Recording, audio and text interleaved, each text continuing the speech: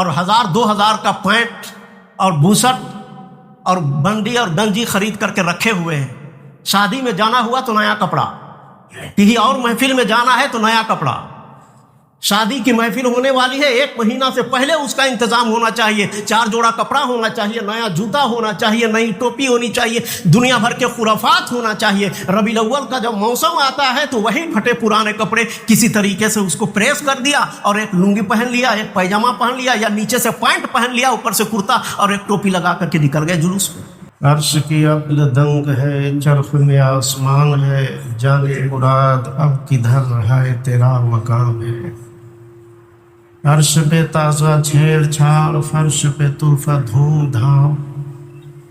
عرش پہ تازہ چھیڑ چھاڑ، فرش پہ طوفہ دھوم دھام. کان جدھر لگائیے تیری ہی داستان ہے، کان جدھر لگائیے تیری ہی داستان ہے. وہ جو نہ تھے تو کچھ نہ تھا، وہ جو نہ ہوں تو کچھ نہ ہو. وہ جو نہ تھے تو کچھ نہ تھا،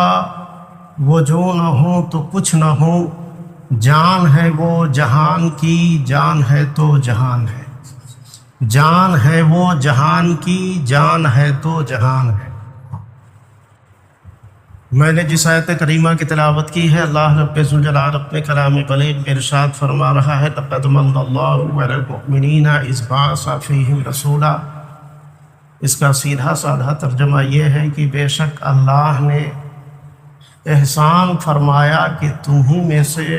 رسول کو مبعوث فرمایا. حضور صلی اللہ تعالی علیہ وسلم کی بعثت، حضور صلی اللہ تعالی علیہ وسلم کی تشریف آوری پورے عالم اسلام کے لیے رحمت ہے اور مومنوں پر سب سے بڑا احسان ہے. وما ارسلناک الا رحمۃ للعالمین، اے محبوب ہم نے آپ کو ساری کائنات کے لیے رحمت ہی بنا کر کے بھیجا ہے. تو پوری کائنات کے لیے اللہ کے رسول صلی اللہ تعالی علیہ وسلم رحمت ہے، اور بالخصوص مومنوں پر، ایمان والوں پر یہ اللہ کا سب سے بڑا احسان ہے کہ مومنوں پر، مومنوں کے درمیان اللہ نے اپنے محبوب صلی اللہ تعالی علیہ وسلم کو بھیجا. اور 12 ربیع الاول شریف کے صبح یعنی صبح صادق کے وقت اس خاکدان گیتی میں حضور صلی اللہ تعالی علیہ وسلم کی ولادت باسعادت ہوتی ہے، اور اسی وقت پرچم کشائی بھی ہوتی ہے. اور پرچم کشائی کر کے ہم اور آپ حضور صلی اللہ تعالی علیہ وسلم کی بارگاہ میں درود و سلام کے شکل میں ارمغان عقیدت و محبت پیش کرنے کی کوشش کرتے ہیں. اور منگل کا دن گزار کر کے رات میں صبح کے وقت پرچم کشائی ہوگی، اور پھر بدھ کے روز صبح جلوس محمدی کا اہتمام کیا جائے گا. لہذا آپ تمامی حضرات اس میں شرکت فرمائیں گے. اللہ رب ذوالجلال ارشاد فرما رہا ہے کہ بے شک اللہ نے تم پر بڑا احسان کیا کہ تمہیں میں سے رسول کو مبعوث فرما دیا. حضور صلی اللہ تعالی علیہ وسلم کی بعثت اس کائنات میں ہوتی ہے، اور پھر اس کے فیوض و برکات اس دور میں بھی جاری اور ساری تھے، اور آج کے دور میں بھی جاری اور ساری. شرط یہ ہے کہ خلوص ہو، اخلاص ہو، للہیت ہو، نیت میں اخلاص ہو. تو آج بھی اس کے فیوض و برکات ملتے ہیں اور مل رہے ہیں، اور بزرگان دین نے اپنے آنکھوں سے مشاہدہ بھی کیا اور تجربہ بھی کیا کہ ولادت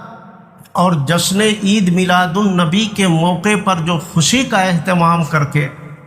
حضور صلی اللہ تعالی علیہ وسلم کی بارگاہ میں عقیدت و محبت کا نذرانہ پیش کر کے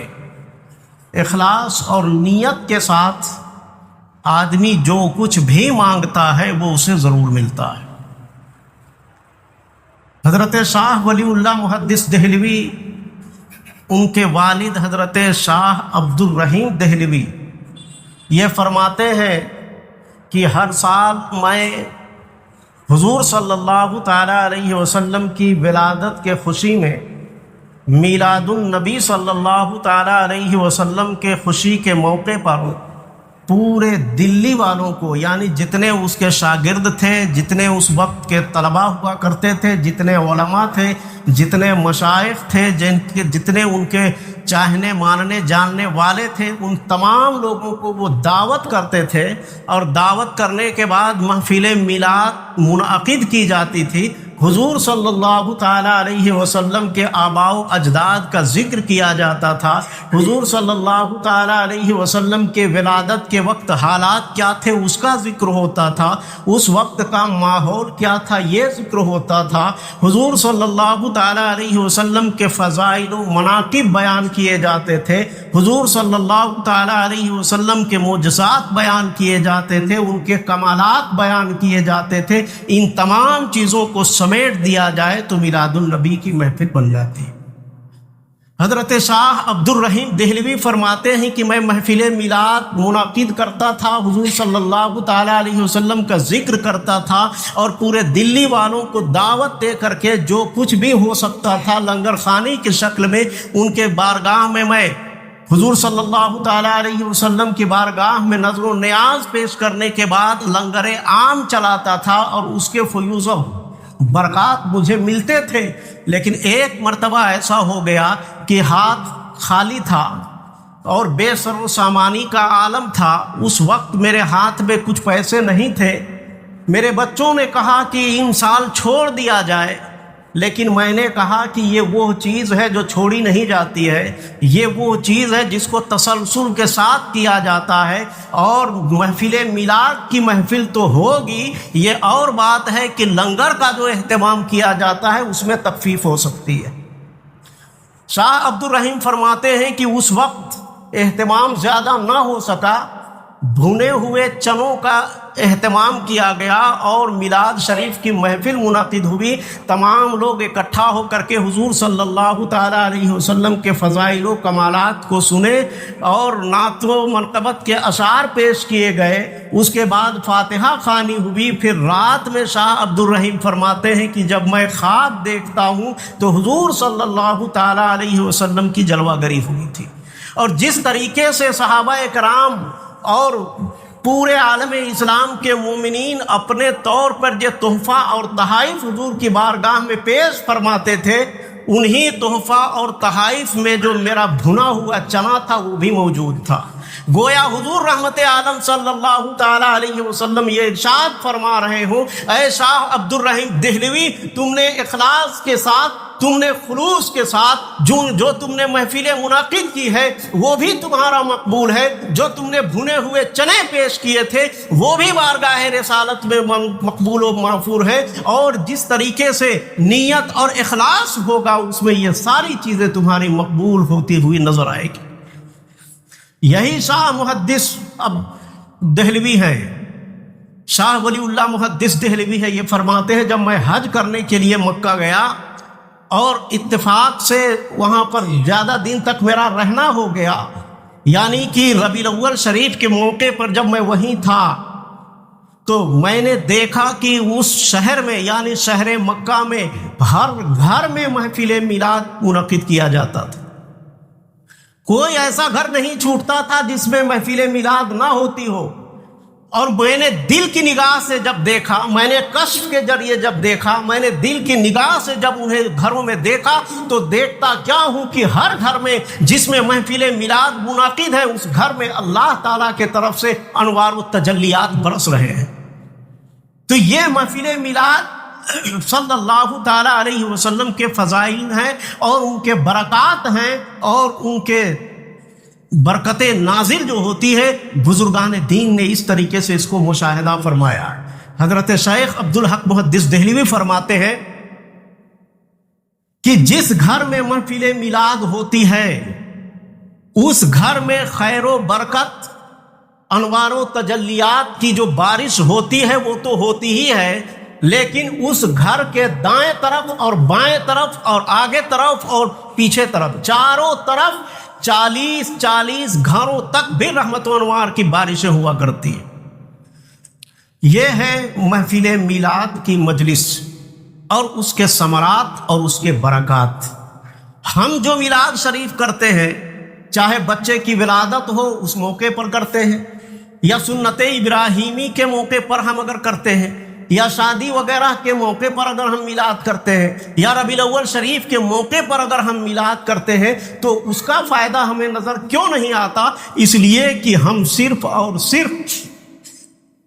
ایک رسم کے طور پر اس کو مناتے ہیں، خلوص و للہیت کے ساتھ نہیں، صرف ایک رسم و رواج کے طور پر۔ اور اس کی بین اور واضح دلیل یہ ہے کہ جس کے گھر میں میلاد کی محفل ہوتی ہے وہ بندہ خود محفل میں نہیں بیٹھتا ہے۔ سوچئے کہ اتنی بابرکت محفل ہو اور وہ محروم ہو جائے، اتنی بابرکت محفل ہو اور وہ اس میں نہ آئے، تو اس کے فوائد اور اس کے ثمرات اور اس کے نتیجے اس لیے نہیں ملتے ہیں کہ ہم نے صرف اس کو محفل کو جو رکھا ہے صرف رسم و رواج کے لیے۔ مین مقصد ہوتا ہے کھانا، اور بہت سارے لوگ اس لیے بھی محفل میلاد میں نہیں آتے ہیں کہ ابھی جا کر کے کیا سنیں گے، وہی پکی پکائی باتیں ہیں، وہی مولانا صاحب لوگ کہیں گے کہ نماز پڑھو، روزہ رکھو، حج کرو، زکوٰۃ دو، جھوٹ مت بولو، گناہ مت کرو، یہی سب کہیں گے۔ کیا فائدہ جانے سے؟ اور اس کے بعد جب سلام کا وقت ہوتا ہے تو اس طریقے سے بھاگتے ہوئے نظر آئیں گے جیسے ایک ہفتے کے بھوکے ہو۔ ادھر سلام بھی صحیح سے نہیں ہوا ہے، ادھر بیان اور تقریر ہو رہی ہے، ادھر پلیٹ لگا کر کے بیٹھ گئے ہیں کھانے کے لیے۔ یہ ہیں ہمارے حالات، اور اس کے ثمرات اگر ہم تلاش کریں تو کہاں سے ملیں گے؟ اس کے فیوز و برکات اگر ہم ڈھونڈیں گے تو کہاں سے ملیں گے؟ لیکن اس محفل کی پاکیزگی اور اس کی طہارت کا یہ حال ہے کہ بڑے بڑے اولیاء کرام جب محفل میلاد میں بیٹھا کرتے تھے تو باوضو ہو کر کے بیٹھا کرتے تھے، پاک اور صاف اور ستھرا اور صاف لباس پہن کر کے بیٹھا کرتے تھے، عطر اور سرما وغیرہ خوشبو وغیرہ لگا کر کے اور محفل پاک میں بیٹھا کرتے تھے۔ اس لیے کہ یہ ایسی ویسی محفل میلاد ویسی محفل نہیں ہے، بلکہ 1000 بار بسویم دہوز مشک و گلاب ہنوز نامے تو گفتن کمال بے ادبیست۔ یہ اس بارگاہ اور اس بارگاہ رسالت کی محفل ہے، اس سرور کائنات کی محفل ہے کہ جس محفل میں زبان کو اگر 1000 مرتبہ بھی گلاب اور مشک اور عنبر سے دھویا جائے پھر بھی اگر رسول پاک کا نام لیا جائے تو بھی بے ادبی گمان کیا جائے۔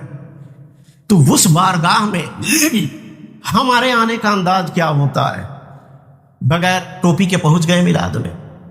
ناپاکی کے حالت میں ہے، مسجد میں اگر پروگرام کیجئے تو نہیں آئیں گے۔ کیوں بھائی؟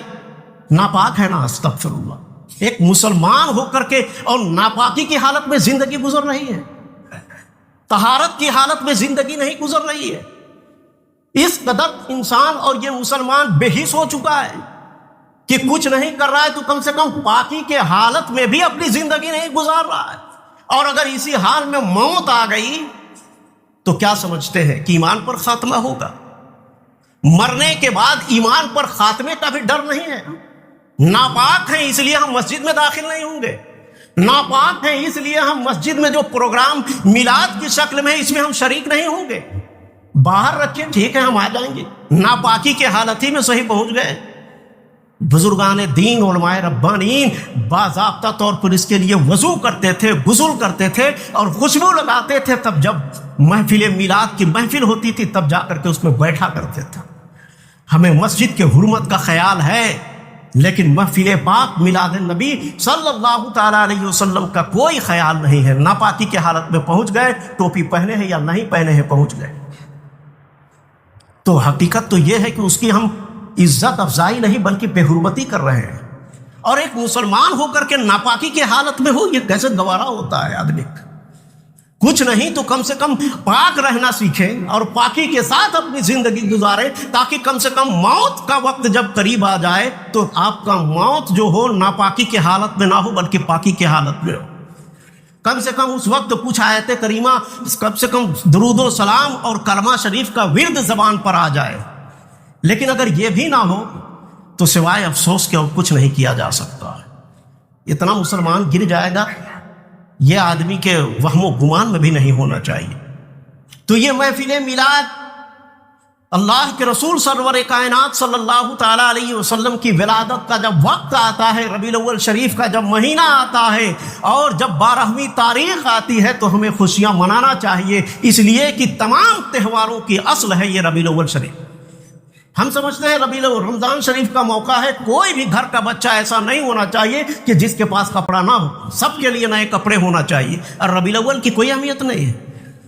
بقرعید کا جب موسم آتا ہے تو کپڑا سب کا نیا ہونا چاہیے، کچھ لوگ 3 4 سیٹ بنوائیں گے، اور ربیع الاول شریف جو پورے مہینے کا سردار ہے، اس مہینے کے برکت سے تمام مہینوں کا وجود ہوا ہے، اس مہینے کی برکت سے حضور کی ولادت کے صدقے میں کائنات کا ظہور ہوا ہے۔ حضور صلی اللہ تعالیٰ علیہ وسلم کی ولادت کے دن 12 ربیع الاول شریف کو اگر ہم وہی پھٹے پرانے کپڑوں ہی میں اگر ملبوس ہو کر کے حضور صلی اللہ تعالیٰ علیہ وسلم کے جلوس میں اگر ہم گھومتے ہیں تو پھر ہم کو سوچنا چاہیے کہ ہمارا حال کیا ہے۔ اس لیے ہر شخص کو چاہیے کہ کبھی عید میں کپڑا بنے یا نہ بنے، بقرعید میں کپڑا بنے یا نہ بنے، لیکن کم سے کم ربیع الاول شریف میں ہر شخص کو چاہیے کہ کپڑا وہ ضرور بنواوے، اور ممکن اگر ہو تو کم سے کم ایک جبہ اور ایک دستار کے ساتھ جلوس میں نکلے۔ آدمی کے خیال اور سوچ کتنا گر گیا ہے، آدمی یہ سمجھتا ہے کہ کرتا پیجامہ صرف جمعہ ایک دن ہم کو پہننا پڑے گا، رکھے 10 جوڑا رکھا ہوا ہے، کیا کریں، پہنتے نہیں، اور 1000 2000 کا پینٹ اور بوسٹ اور بنڈی اور گنجی خرید کر کے رکھے ہوئے ہیں۔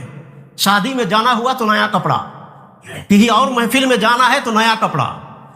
شادی کی محفل ہونے والی ہے، 1 مہینہ سے پہلے اس کا انتظام ہونا چاہیے، 4 جوڑا کپڑا ہونا چاہیے، نیا جوتا ہونا چاہیے، نئی ٹوپی ہونی چاہیے، دنیا بھر کے خرافات ہونا چاہیے۔ ربیع الاول کا جب موسم آتا ہے تو وہی پھٹے پرانے کپڑے کسی طریقے سے اس کو پریس کر دیا اور ایک لنگی پہن لیا، ایک پیجامہ پہن لیا، یا نیچے سے پینٹ پہن لیا، اوپر سے کرتا اور ایک ٹوپی لگا کر کے نکل گئے جلوس میں۔